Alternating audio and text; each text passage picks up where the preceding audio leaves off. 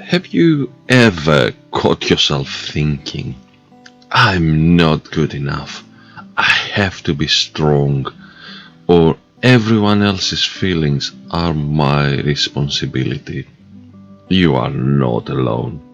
Hello, this is George, a counselor and psychotherapist. Welcome to Unspoken. In this channel, I talk about men's mental health, fatherhood, grief and loss, and religious trauma. If you are new here, please consider subscribing.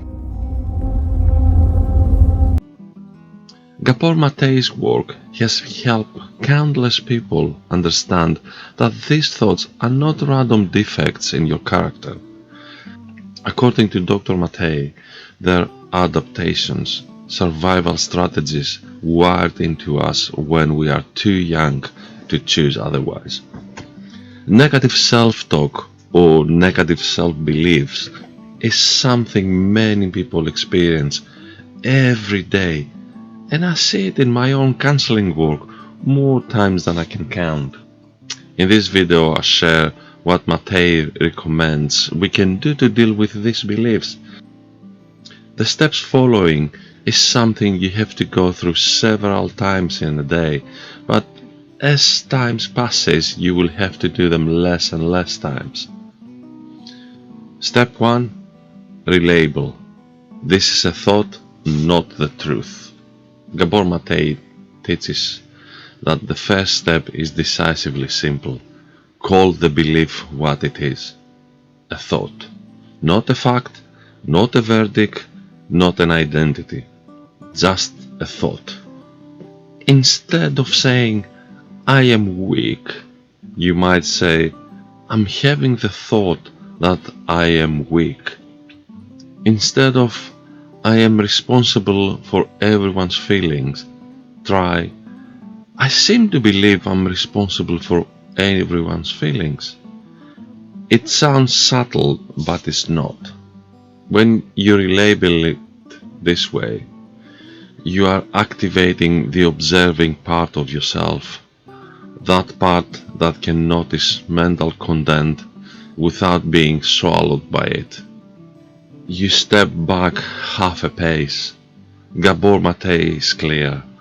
The aim is not to crush the thought or argue it into submission. Trying to suppress it often makes it stronger. Nor is the goal to plaster over it with forced positivity. Shouting, I am amazing, at a deeply embedded shame story rarely works. You are not trying to win a debate with your mind. You are gently taking the story of the non-fiction self and placing it back where it belongs, to fiction. Influential fiction perhaps, painful fiction, but fiction nonetheless. And when it returns, because it will, you relabel it again, calmly, repeatedly, like training a muscle. Step 2. Reattribute. This comes from somewhere. Gabor Maté's work consistently points us back to childhood, not to blame our parents, not to wallow, but to understand. When you reattribute, you remind yourself that your brain sends you an old signal. These beliefs were wired in when you were small and dependent. Maybe you learned that love was conditional. Maybe being helpful kept you safe. Maybe staying quiet prevented rejection or abuse. According to Dr. Maté, these neutral circuits formed in an environment where you lacked what he calls the necessary conditions for healthy emotional development. This is not moral failing, it is a developmental reality. Reattribution shifts the tone from self-blame to compassionated curiosity. Instead of asking, what's wrong with me? You ask, what happened that made this belief necessary?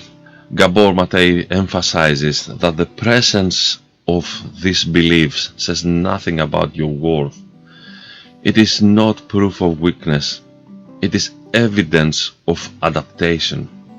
You didn't ask for this programming. You didn't deserve it. What you do have now, and this is crucial in this process, is a choice in how you respond today. Step 3. Refocus. Buy yourself 15 minutes. Here where things get practical. Gabor Maté draws on the idea that it's not how you feel that defines you, it's what you do next. Negative self-beliefs are like mental weather. Stormy, convincing, loud, but weather passes. Refocusing is about buying time. If you catch the belief trying to hijack your mood, choose something else to do. Go for a walk, put music on, do something with your hands, move your body. Dr. Maté acknowledges that sometimes you will miss the moment. The belief will take over before you realize. That's okay. This isn't about perfection. Your initial goal is low, just 15 minutes. Instead of spiraling into shame, you interrupt the pattern. Physical activity often helps, but the key is that the activity needs to be something you genuinely enjoy. You are teaching your brain that it does not have to obey the old script every time it's triggered. Refocus is not avoidance. You are still in relationship with the belief. You are simply not allowing it to steer the car. Step 4. Revalue. What has this belief actually cost me? Now comes the audit. Gabor Maté invites us to examine the real impact of these beliefs. If you have a life script like I'm unworthy or I must never need anyone, what's the impact of this to your life? Be specific. Has it kept you distant in your marriage, stopped you applying for opportunities, left you isolated from friends, fueled resentment, manifested as physical tension or illness? Dr. Maté's trauma work reminds us that beliefs don't live only in our thoughts, they live in the body. Notice what happens physically as you reflect on the cost. Tight chest, gut tension. This is not about shaming yourself for the past because you were just trying to survive. It is about honesty. And honesty includes acknowledging any short-term benefits this belief gave you. Did it protect you from criticism? Kept you small enough to avoid attention? Shielded you from risk? A thorough audit includes both costs and payoffs. Millions of people carry similar stories. What makes this personal is not the mechanism, it's your response to it now. Step 5. Recreate.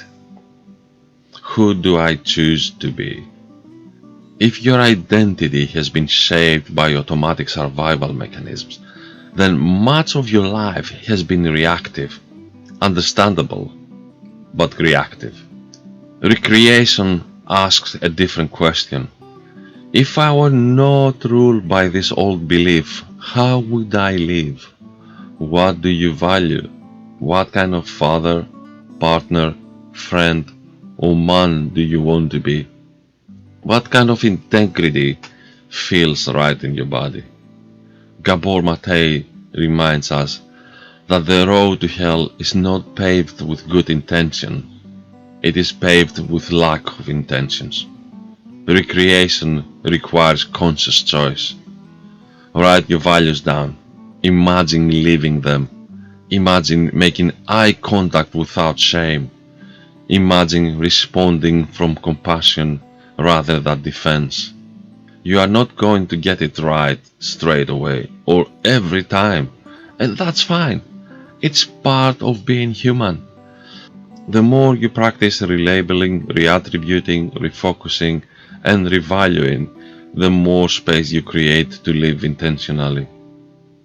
And that is the heart of Gabor Maté's work, not to fix yourself, but to free yourself.